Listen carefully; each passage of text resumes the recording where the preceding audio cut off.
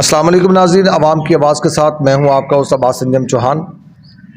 حضرت انسانیت کی اتنی بڑی تذلیل کی جا رہی ہے کہ آٹا تو فری کر دیا گیا ہے، لیکن کیا ہی اچھا ہوتا کہ جس طرح بجلی کے بل جو ہے وہ گھر گھر تک پہنچا دیے جاتے ہیں، ایسے آٹے کے تھیلے بھی گھر گھر تک پہنچا دیے جاتے تو غریبوں کی جو تذلیل آٹے کے پوائنٹس پر ہو رہی ہے، خواتین، مائیں، بہنیں، بیٹیاں جو آپ کو کھلے میدان تلے جو ہے وہ روندتی ہوئی نظر آتی ہیں، کوئی گری پڑی نظر آ جاتی ہے، کوئی شہادت حاصل کر رہی ہے، اپنے بچوں کا پیٹ بھرنے کے لیے اپنی موت کا جو ہے وہ نذرانہ پیش کر رہی ہے اور ان کو جاوداں حیاتی دے رہی ہے۔ تو یہ تو شروع سے ہی، ازل سے ہی ماں جو ہے وہ قربانیاں دیتی آئی ہے، یہ کوئی نئی بات نہیں ہے۔ لیکن ایک روٹی کی خاطر، وہ جس طرح وہ سیانے کہتے ہیں نا کہ روٹی بندہ کھا جاندی ہے، تو کی جانے یار فریدہ، روٹی بندہ کھا جاندی ہے۔ تو ڈاکٹر صاحب آپ کیا سمجھتے ہیں کہ انسان کو جو ہے یہ جو ریلیف گورنمنٹ نے دیا ہے، اگر یہ گھر گھر تک آٹا پہنچا دیا جاتا تو ان کی عزت نہ بچ جاتی اور حکومت کی بھی واہ واہ ہو جاتی؟ آپ اس بارے میں کیا کامنٹ کرنا چاہیں گے؟ سر بیسیکلی نا وہ ایک انگلش کا محاورہ ہے کہ کوئی بھی انسان بیزی نہیں ہوتا، ٹھیک ہے نا۔ یہ اٹس آل اباؤٹ پرائرٹیز۔ جو انسان کی بنائی ہوئی چیزیں ہوتی ہیں نا، ڈائریکشن ہوتی ہے، سب سے پہلے ہمیں یہ ڈیفائن کرنا پڑے گا کہ ہم جو عوام ہیں اس کے بارے میں وہ ایلیٹ کلاس لوگ جو حکومت کر رہے ہیں وہ سمجھتے کیا ہے ہمیں۔ بیسیکلی وہ ہمارے بارے میں یہ رکھتے ہیں کہ یہ جو ہے نا، ان کو ہم ایسے پھینکیں گے ہڈی، یہ اس کے اوپر ٹوں ٹوں کرتے رہیں گے، ہمارا گیت گاتے رہیں گے۔ اس سے زیادہ ان لوگوں کی نظر میں ہماری حیثیت کوئی نہیں ہے۔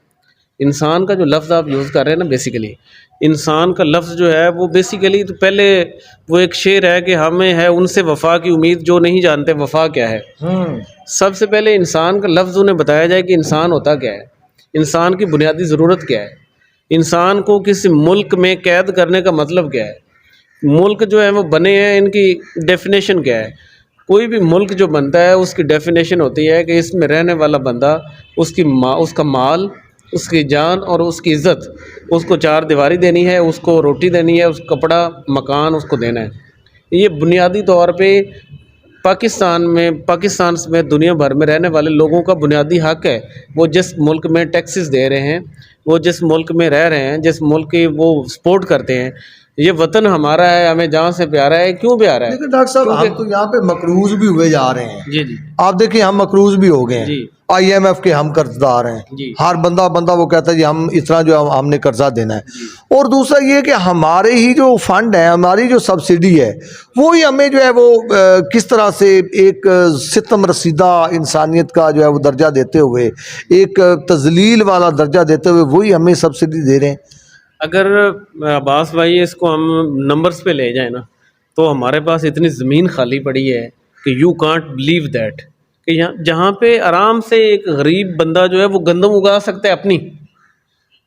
دیکھیں مطلب ایک ہجان پیدا کیا جاتا ہے، اور یہ جو ہجان پیدا کیا جاتا ہے اس کا فائدہ اٹھانے والے سٹیک ہولڈرز موجود ہیں۔ اس ہجان کو پیدا کر کے اس کا فائدہ اٹھاتے ہیں لوگ، ٹھیک ہے نا، اور وہ فائدہ جو ہے وہ پیسوں میں اٹھایا جاتا ہے، وہ کک بیکس کی ضرورت لوگ ہے۔ اپنے اپنے مطلب کے لیے اس کو استعمال کرتے ہیں۔ جس لیول کی آپ بات کر رہے ہیں نا کہ انسانیت کی تذلیل، انسانوں کو گھروں میں آٹا جانا چاہیے، آپ نے میرے خیال میں یہ خبر نہیں پڑھی کہ جو سابق آرمی چیف جنرل باجوہ صاحب ہیں، ان کا ریسنٹلی ایک بندہ انٹرویو کر کے آیا ہے، تو وہ کہہ رہے ہیں کہ شہباز شریف کو میں نے بڑا جھاڑا، شہباز شریف نیچے منہ کر کے میری بات سنتا رہا، میں نے اسے کہا کہ حمزہ بہت نالائق ہے، یہ آپ نے اس کو وزیر اعلیٰ کیسے بنا دیا ہے، تو وہ بڑا چپ کر کے جو ہے نا وہ میری جھاڑ کھاتا رہا۔ تو یہ سارے لوگ انکمپیٹنٹ سے لوگ ہیں۔ تو مجھے یہ بتائیں، جو بندہ اپنی نوکری پکی کرنے کے لیے وزیر اعظم کی ایک آرمی چیف سے جھاڑ کھا رہا ہے، تو وہ بندہ کیا اس کو آپ بتانا چاہ رہے ہیں کہ خاتون اللہ کو پیاری ہوئی پڑی ہیں گراؤنڈ پہ، تصویریں لوگ لگا رہے ہیں؟ بھائی ان کی انٹینشنز کو پہلے سمجھیں۔ انے اگے رومنا تے اکھاں دا حال ونجاونا، میں اگے بین وجا رہے ہو بھائی جان، کنوں دس رہے ہو تسی؟ جن لوگوں کی جائیدادیں ادھر موجود نہیں ہیں، جن لوگوں کے وسائل ادھر موجود نہیں ہیں، جن لوگوں کے جناب علی بیماریاں جو ہیں وہ ہاسپٹل ادھر موجود نہیں ہیں، جن لوگوں کی ہر چیز جو ہے وہ باہر موجود ہے، آپ ان کو کہتے ہو ہم مر رہے ہیں آٹے کے اور لیے. ڈاکٹر صاحب بڑی حیرت کی بات ہے، پالیسی بنانے والے وہ لوگ ہیں جنہوں نے غربت کبھی دیکھی ہی نہیں. ہاں جی، یعنی ایمبیسڈرز جو ہیں، جو یہاں پہ ہمارے پاس جو اسمبلی کے اندر بیٹھنے والے، جو لا اینڈ آرڈر سچویشن بنوانے والے، جی جی. پالیسیز بنوانے والے، وہ بڑی بڑی لینڈ کروزرز میں، بڑی بڑی گاڑیوں میں، اور ان کے تو کتوں کے کھانے بھی باہر سے آتے ہیں. ہاں جی، انہیں کیا پتا کہ زندگی کیسے ٹکڑوں میں پلتی ہے، کیسے ایک ایک نوالے کو بچہ ترستا ہے، اور کیسے ماں رات کو سوتے ہوئے بچوں کو دلاسا دے کر سلاتی ہے کہ بیٹا صبح آٹا آ جائے گا، میں جاؤں گی آٹے کے پوائنٹ پہ اور لے کے آؤں گی، اور نہ جانے کیا وہاں جا کے اپنی جان دے آتی ہے، لیکن آٹے کا تھیلا نہیں ملتا. ہاں. میں نے آج ہی اپنی فیس بک آئی ڈی پہ 2 ایسی جو ہے نا وہ خواتین کی سٹوریز شیئر کی ہیں. یقین کرو میں جان کے اور ان کو دیکھ کے میری آنکھوں میں آنسو آ گئے. اصل میں یہ نہیں ہے، تقاضا یہ ہے کہ یار ہمارے ہی جوتے اور ہمارے سر میں مارے جا رہے ہیں. بیسیکلی تو عباس بھائی جو آپ بات کر رہے ہیں نا، ان لوگوں کو اس بات کا اگر پتہ چل جائے نا کہ آپ یہ دیکھیں کہ ہمارے لیے آٹا کتنا اہمیت کا حامل ہے، کہ ہم جان دے رہے ہیں، جان دے رہے ہیں آٹے کے پیچھے. ہماری جان چلی گئی ہے. یہ پاک وطن کے شاعر ہیں، وہ لکھتے ہیں کہ جس دھرتی تے رجمہ ٹکر کھاندے نے مزدور، اس دھرتی دے حاکم کتے، اس دے حاکم سور. صحیح. وہ آپ چونکہ آپ کی بھی پرورش گاؤں میں ہوئی ہے اور میری بھی ہوئی ہے، تو آپ کو پتہ ہے نا کہ سور جو ہوتا ہے، سور، ہاں ہاں، اس کی عادات و خصائل کیا ہوتی ہیں؟ اس کو سور کیوں کہا جاتا ہے؟ سر باہر ہی رہندا ہے، باہر ہی کھاندا پیندا، حرام ہی اندی خوراک ہے، حرام ہی وہ ہے، اور ان دے نزدیک کوئی کسی دی عزت نہیں، کوئی نفس نہیں، کوئی گل نہیں، کوئی بات نہیں. جنوں بھی انہیں پہنا ہے وہ سور نے چک کے پرا مارنا ہے، ڈا دینا ہے، انہوں ختم کر دینا ہے. بیسیکلی تو عباس بھائی اگر اس کا ہم جو اس کا بایولوجی میں ایک نام ہے، یا اس کا جو ایک انگریزی میں نام ہے، اس نام سے ہم اس کو پکار سکتے ہیں کہ نہیں؟ بالکل. لیکن اس کو سور کیوں کہتے ہیں؟ کیونکہ سور جو ہے نا وہ ایک خصلت کا نام ہے، کچھ ایک جو ہے نا بلینڈ آف ہیبٹس کا نام ہے سور. اور سور جو ایک کیفیت کا نام ہے، اور کسی پہ بھی طاری ہو سکتی ہے. ٹھیک ہے، تو وہ ہماری جو گاؤں میں بھیا ہے تو سور طرف پھٹیا پہ ہے، جنہوں کوئی پرواہ نہیں، دنیا کی اسے خبر. مر رہے ہیں لوگ جو ہے نا وجڑ رہے ہیں ایک 10 کلو کے آٹے کے لیے.